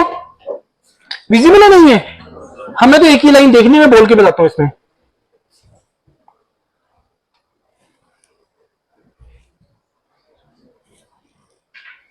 सी कोड होता है ना सिविल का। देखो 2-3 क्वेश्चन यहां पे राइज हुए। पहला कि मेरे को 2 गेट के पेपर देने हैं कि नहीं देने, अगर देने तो कौन से देने हैं, 3rd ईयर में पेपर देना चाहिए नहीं देना चाहिए, अगर देना है तो कौन सा देना चाहिए, और अगर 3rd ईयर में दे रहा हूं तो उसके फायदे क्या हैं। देखो पहले ये देखते हैं कि अगर आप, देखो पहली चीज है कि 2 गेट के पेपर देना कंपलसरी नहीं है, आप 1 गेट का पेपर दे सकते हो। दूसरा चीज, आप किसी भी ब्रांच का गेट का पेपर दे सकते हो, चाहे आप गेट इन मैकेनिकल दे लो, चाहे गेट इन इलेक्ट्रिकल दे लो, किसी में भी दे लो, कोई ट्रबल नहीं है। ट्रबल कहां पे आता है कि जब तुम अप्लाई करना लगते हो, राइट। जब तुम आईटीज के लिए, अलग कॉलेजेस के लिए या पब्लिक सेक्टर के लिए जब तुम अप्लाई करना स्टार्ट करते हो, ट्रबल तब आता है, राइट, क्योंकि वहां पे एलिजिबिलिटी मैच नहीं करता। तो हमें उसके अकॉर्डिंगली चूज करना होता है कि मेरे को कौन सा गेट का पेपर अप्लाई करना है। अब अगर तो सपोज आपको जाना है पब्लिक सेक्टर के लिए, गवर्नमेंट जॉब का ऑप्शन देख रहे हो, तो एक चीज दिमाग में रखना, जिस डोमेन में तुम्हारा बीटेक है, like your BTech in civil, तो आपका जो गेट है वो भी सिविल में होना चाहिए। ये अभी चीज दिमाग में लगा लो कि अगर आप पब्लिक सेक्टर टारगेट कर रहे हो, अगर आप पब्लिक सेक्टर टारगेट कर रहे हो तो जिस डोमेन में आपका बीटेक है उसी डोमेन में तुम्हारा जो है वो गेट का एग्जाम होना चाहिए। दूसरा, अब तुम्हारे पास ऑप्शन क्या क्या होती है लिखने के लिए। जैसे अगर तुम पहला पेपर, ध्यान से समझना मैं जो लाइन बोल रहा हूं, अगर तुम पहला पेपर सिविल का सिलेक्ट करते हो तो दूसरा पेपर गेट का कौन सा दे सकते हो। एक किसका कोड है, एरोनॉटिक्स, एरोनॉटिकल का, एग्रीकल्चर, आर्किटेक्चर, एनवायरमेंटल साइंस, जियो इंफॉर्मेटिक्स, नवल मरीन आर्किटेक्चर, उसके बाद आपका आ गया इंजीनियरिंग साइंसेज। ये पेपर, इसमें से कोई भी आप जो है वो सेकंड पेपर सिलेक्ट कर सकते हो।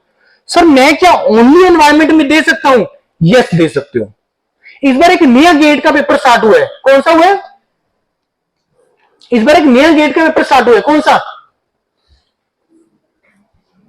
कौन सा? Get in data science and artificial intelligence. एक नया गेट का पेपर इस बार स्टार्ट हुआ है कि get in data science and AI. Sir ये पेपर स्टार्ट करने का रिक्वायरमेंट पर क्या पड़ा? क्या मैंने अगर बीटेक सिविल लिखा है तो क्या अगर मैंने गेट भी सिविल से दी है तो क्या मैं डाटा साइंस के लिए अप्लाई नहीं कर सकता? यस कर सकते हो, कोई इश्यू वाली बात नहीं है, क्योंकि मैं आपको बता चुका हूं कि गेट जो है एक मैथमेटिक्स का डोमेन है, राइट। तो तुम लोग मैथमेटिक्स पढ़ते हो तो तुम लोग सारे एलिजिबल हो। तो सर नीड क्या पड़ा इस पेपर को स्टार्ट होने का? इस पेपर को स्टार्ट करने का नीड इसलिए पड़ा क्योंकि वो चाहते थे कि अगर जब वो मास्टर्स के लिए तुम जाते हो, डाटा साइंस इंटरडिसिप्लिनरी ब्रांच है, पूरी क्लास के अंदर मैकेनिकल भी बैठा है, कंप्यूटर साइंस भी बैठा है, सिविल भी बैठा है, इलेक्ट्रॉनिक्स इलेक्ट्रिकल भी बैठा है। जो नॉन कंप्यूटर साइंस के स्टूडेंट्स होते हैं तो उनको थोड़ा ट्रबल आता है वहां पे जाके, उनको थोड़ा महीना 2 महीना एक्स्ट्रा एफर्ट करना पड़ता है, उनको वो चीजें लर्न करती पड़ती है कि जो तुम्हें प्री रिक्विजिट्स रिक्वायर्ड है डाटा साइंस के लिए।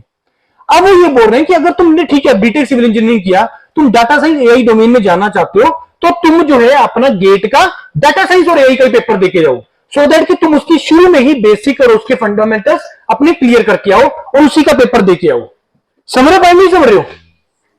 इसलिए उन्होंने गेट का डाटा साइंस और एआई का स्टार्ट किया। अब दूसरा पॉइंट यहां पे आ गया कि सर मैं दूसरा पेपर किस बेस पे सिलेक्ट करूं। देखो दूसरा पेपर ऑब्वियस है, इसी बेस पे सिलेक्ट करोगे कि तुमने जाना किस डोमेन में है। अगर तुम एनवायरमेंट साइंस आप सिलेक्ट कर रहे हो, गेट इन एनवायरमेंट सिलेक्ट कर रहे हो, तो इसमें आपको अगर सिलेबस देखोगे, इसमें कोई भी आपका डिजाइन वाला सब्जेक्ट नहीं है, इसमें स्ट्रेंथ ऑफ मटेरियल नहीं है, इसमें आरसीसी नहीं है, इसमें स्ट्रक्चर नहीं है। तो जब आप अप्लाई करोगे बाद में, तो आप लोग डिजाइन वाले सब्जेक्ट्स के लिए एलिजिबल नहीं हो। आप ओनली एनवायरमेंट से रिलेटेड जो सब्जेक्ट्स हैं, वाटर वाले जो सब्जेक्ट्स हैं, उसी के लिए एलिजिबल हो अप्लाई करने के लिए। समझ में आ गया पॉइंट? समझ में आया कि नहीं आया? तो तुमने किस बेस पे डिसाइड करना है, वो इस बेस पे डिसाइड करना है कि तुमने आगे फर्दर हायर स्टडीज किस डोमेन में जाना है। उसके बाद एक्सी के बारे में सुना आपने? इंजीनियरिंग साइंसेस नहीं सुना? एक्सी क्या होता है? इसमें देखो 30 नंबर तो वो कॉमन ही है, वो तो हर किसी में आएगा ही आएगा, मैथ, क्वांट, रीजनिंग, इंग्लिश, वो तो आना ही आना है। जो 70 नंबर का टेक्निकल है, एक्सी के अंदर आप लोग उसमें 2 सब्जेक्ट का ऑप्शन होता है, एक होता है फ्लूइड मैकेनिक्स, एक होता है सॉलिड मैकेनिक्स। ये 2 सब्जेक्ट सेलेक्ट करके आप लोग पेपर दे सकते हो एक्सी के अंदर। और फ्लूइड मैकेनिक्स आएगा 35 नंबर का, और आपको सॉलिड मैकेनिक्स आएगा 35 नंबर का, 30 नंबर का आ गया आपका क्वांट, रीजनिंग और इंग्लिश और मैथमेटिक्स, राइट? तो एक्सी का पेपर वो होता है। तो किस बेस पे तुमने डिसाइड करना है, वो इस पे डिपेंड करता है कि तुम उसमें देना चाहते हो कि नहीं देना चाहते हो। उसके बाद सर थर्ड ईयर में देने का फायदा क्या होगा? ऑब्वियस है, थर्ड ईयर में देने के बेनिफिट आपको ये होंगे कि आप उस गेट स्कोर को अगले साल यूज कर पाओगे, जो कि आप इमीडिएटली नहीं कर सकते हो, राइट? तीसरा चीज, सर मेरे को थर्ड ईयर में अगर मैं पेपर देता हूं तो मेरे को कौन से सब्जेक्ट से देना चाहिए? देखो अगर आप थर्ड ईयर से पेपर टारगेट कर रहे हो तो कोर से मत दो, सिविल से। मेरा मानना ये है, ऑल्दो कि आप देने को दे सकते हो, कोर सिविल से पेपर मत दो। क्यों? क्योंकि आप कॉलेज के साथ शायद मैनेज नहीं कर पाओगे। अगर आप मैनेज कर सकते हो तो बहुत अच्छी बात है। मेन पेपर देना उसको फाइनल ईयर में जाके दो। थर्ड ईयर के अंदर कोई भी एनवायरमेंटल साइंस से दे लो, या एक्सी से दे लो, या आपका जियो इन्फॉर्मेटिक्स से दे लो, इससे आप दे सकते हो, ठीक? क्योंकि सारा सिलेबस नहीं पढ़ना पड़ेगा और उससे ऑप्शन ओपन हो जाएगा। सर क्या मैं एनवायरमेंटल साइंस के थ्रू क्या मैं डाटा साइंस वाले डोमेन में अप्लाई कर सकता हूं? यस, कर सकते हो। जितनी भी मैंने आपको इंटरडिसिप्लिनरी ब्रांचेस बताया था ना, सभी में आप अप्लाई कर सकते हो थ्रू दिस अदर इन सभी ब्रांचेस के थ्रू। बस पब्लिक सेक्टर में अगर आपको एंट्री करनी है तो आपको गेट इन सिविल इंजीनियरिंग के थ्रू ही करना पड़ेगा, राइट? थर्ड ईयर में देने के फायदे, सर थर्ड ईयर में देने का फायदा यह है कि मेरे पास एक चांस बढ़ जाता है। आपने पूरा साल मेहनत किया, गेट का पेपर होता है 3 घंटे का, शायद वो 3 घंटे मेरी लाइफ के अच्छे नहीं थे, क्या करोगे आप लोग? मैंने पेपर करना स्टार्ट किया, तैयारी मेरी अच्छी थी, मैंने पेपर करना स्टार्ट किया, शुरू के 3-4 क्वेश्चन मेरे गलत हो गए, निकल नहीं रहे हैं, तुम लोग टेंशन में आ जाओगे, प्रेशर में आ जाओगे, और शायद जो चीजें आती हुई थी वो भी गलत करना स्टार्ट कर दोगे। समझ में आ रहा है नहीं पॉइंट? तो हमें उसके लिए क्या करना है, एक चांस बढ़ाना है कि तुम मल्टीपल पेपर दे सकते हो और थर्ड ईयर में भी पेपर दो, राइट? तो इस बेस पे आप लोग डिसाइड करोगे थर्ड ईयर में देना है, कौन सा देना है, कैसे देना है, वो मैंने आपको बता दिया। 2 पेपर देने हैं, कैसे देने हैं वो भी मैंने आपको बता दिया। चांसेस बताओ, प्रोबेबिलिटी इंक्रीज करो। एक चांस है तुम्हारे पास, कॉइन है, टॉस करो, एक बार हेड लेके आना है, प्रोबेबिलिटी 50%। 2 चांसेस दे रहा हूं, एक बार हेड लेके आना है, बढ़ गई प्रोबेबिलिटी। 3 चांस है, एक बार हेड लेके आना है, बढ़ गई प्रोबेबिलिटी। तो it is something like that कि जिसमें आपकी प्रोबेबिलिटी बढ़ जाएगी अगर आप नंबर ऑफ पेपर ज्यादा अटेम्प्ट करोगे। उसके बाद अब आते हैं स्ट्रेटेजी के ऊपर। स्ट्रेटेजी के ऊपर आते हैं कि मेरे को सर अगर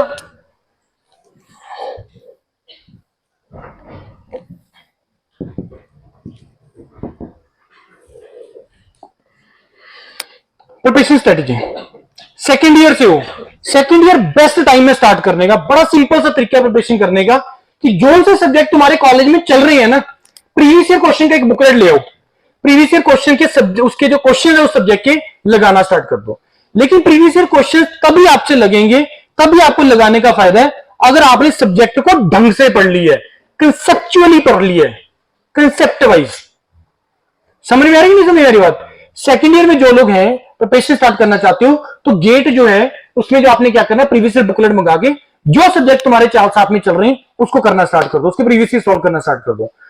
थर्ड ईयर में जो लोग हैं जिन्होंने इस बार एग्जाम देना, जो भी देना चाहते हो, जो सा भी आपने पेपर सेलेक्ट किया और जो डिसाइड कर रहे हैं कि अब मेरे को प्रिपरेशन स्टार्ट करनी है, एक तो मैंने बता दिया मेन पेपर से मत दो, दूसरा मैं आपको बता रहा हूं कि अदर पेपर से दो जिसमें सिलेबस ऑलरेडी कम है, और पूरा 100% सिलेबस मत टारगेट करके जाओ। जो अभी डिसाइड कर रहे हैं कि मेरे को करना है और इस बार का पेपर देना है, 100% सिलेबस मत डिसाइड करके जाओ। जैसे फॉर एग्जांपल अगर आप सिविल सी देना चाहते हो तो engineering mathematics, quant, reasoning, English, ये 30 नंबर का आता है। इस 30 नंबर को बहुत स्ट्रांग कर लो क्योंकि ये स्कोरिंग होते हैं। इस 30 नंबर में से you can easily score 20-22 marks. Target करो इस 30 में से मेरे को 20 लेके आने हैं, तैयारी करो अच्छे तरीके से। फिर आ गया टेक्निकल पार्ट। अब टेक्निकल पार्ट में वो सब्जेक्ट छोड़ दो जिसमें या तो मार्क्स कम आता है, मतलब कम वेटेज है जिसकी, और या जो तुम्हें लगता है वो डिफिकल्ट है।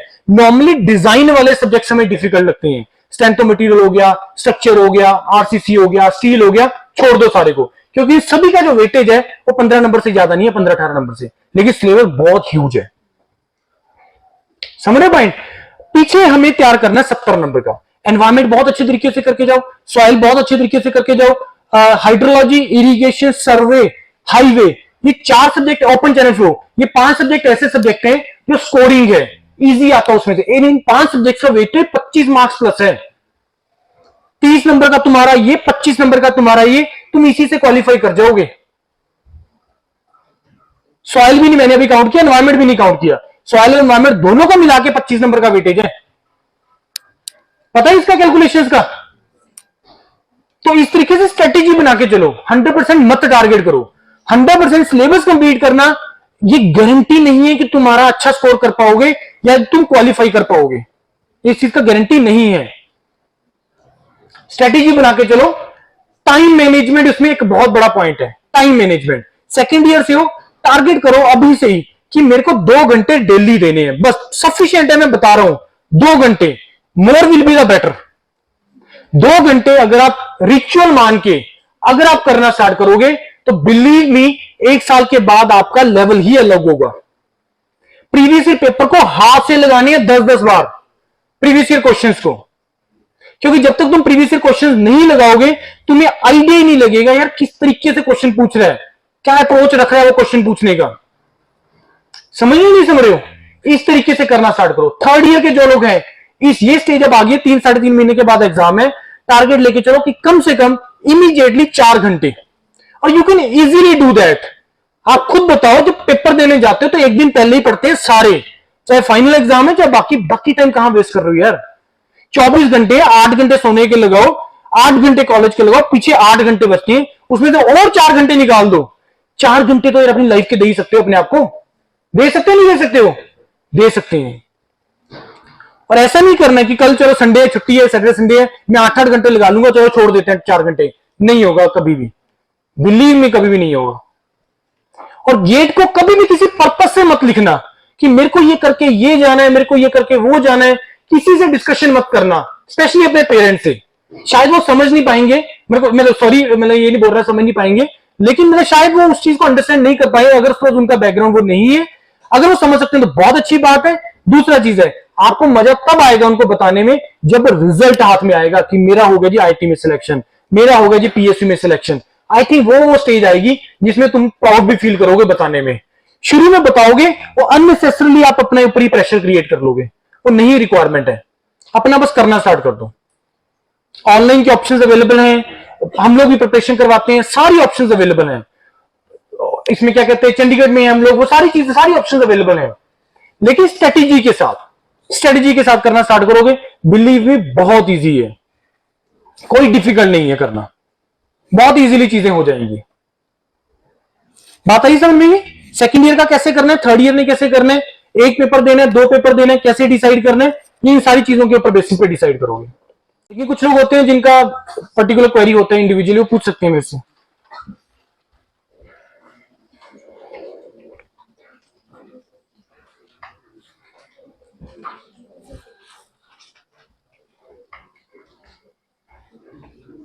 कोई डाउट, कोई क्वेरी किसी तरीके का पूछना हो? एंड करें सेशन? चीजें पता लगी नहीं पता लगी? सोचो यार, बहुत फील्ड खाली पड़ी है। Mechanical, civil, electrical, 3 core branches हैं पब्लिक सेक्टर के अंदर। जो सबसे ज्यादा रिक्रूटमेंट है इन्हीं 3 ब्रांचेस का होता है। तुम्हारी मैकेनिकल में कितनी स्ट्रेंथ है तुम्हारे साथ वाले पैरेलल ग्रुप में? हाँ, और आपको क्या लगता है कि पब्लिक सेक्टर में जो सबसे ज्यादा जो रिक्रूटमेंट होता है किस ब्रांच का होता है? मैकेनिकल का होता है। अब क्वेश्चन किसी ने नहीं मेरे को पूछा, यही पूछ लेते हैं कि सर आपने डीआरडीओ को बोला था कि क्यों नहीं लिया सर पेपर, यही नहीं पूछ पाए तुम लोग। उसके पीछे रीजन ये है। उसके पीछे रीजन क्या है? जो पब्लिक सेक्टर में जो सबसे ज्यादा रिक्रूटमेंट है, जैसे जो मैंने आपको बोला कि मैकेनिकल, सिविल और इलेक्ट्रिकल का होता है, राइट? अब ये कोर डोमेन्स हैं, इसमें अब स्टूडेंट का नंबर ऑफ जो स्ट्रेंथ है वो कम हो गया कंपेरेटिवली। अब पहले क्या होता है, जब पब्लिक सेक्टर रिक्रूटमेंट करते थे तो जो उसी साल का इमीडिएट स्कोर कार्ड मांगते थे कि जिसने 2024 में दिया है वो 24, जिसने 24 में मतलब रिक्रूटमेंट करनी है पब्लिक सेक्टर ने, तो 24 का ही गेट स्कोर मांगते थे। अब इन्होंने क्या कर दिया है, इन्होंने काफी पीएसयू ने पिछले 3-3 साल के मांगने लगे हैं कि पिछले 3 साल में कभी भी क्वालिफाई किया हो तो तुम अप्लाई कर सकते हो। रीजन क्या है इसके पीछे? स्टूडेंट नहीं है मार्केट में, नहीं है। यही रीजन डीआरडीओ का भी है कि स्टूडेंट नहीं है। अप्लाई करने वाले नंबर कम है, तुम स्क्रीन रिटर्न देके करोगे क्या? नहीं होगा। और 3-3 साल का एप्लीकेबल। कुछ तो ऐसे भी पब्लिक सेक्टर आते हैं या कुछ भी ऐसी ऑर्गेनाइजेशन होती है जो बोलते हैं 5-5 साल वाले भी आ जाओ। नहीं है स्टूडेंट्स मार्केट के अंदर, बिलीव मी। मैं इतना कॉन्फिडेंस से क्यों बोल रहा हूं? क्योंकि हम लोग यहां पे प्रेजेंट कर रहे हैं, हम लोग इसी डोमेन में एंटर किए हुए हैं, पूरे इंडिया को कैटर कर रहे हैं हम लोग। इतना बड़ा सब्सक्राइबर बेस ऐसे नहीं बनता है, राइट? चलो एंड करते हैं सेशन यार। Thank you very much patient listening के लिए, सुनने के लिए। बहुत अच्छे से सुना और बहुत अच्छा आपको मजा आया इससे बात करें।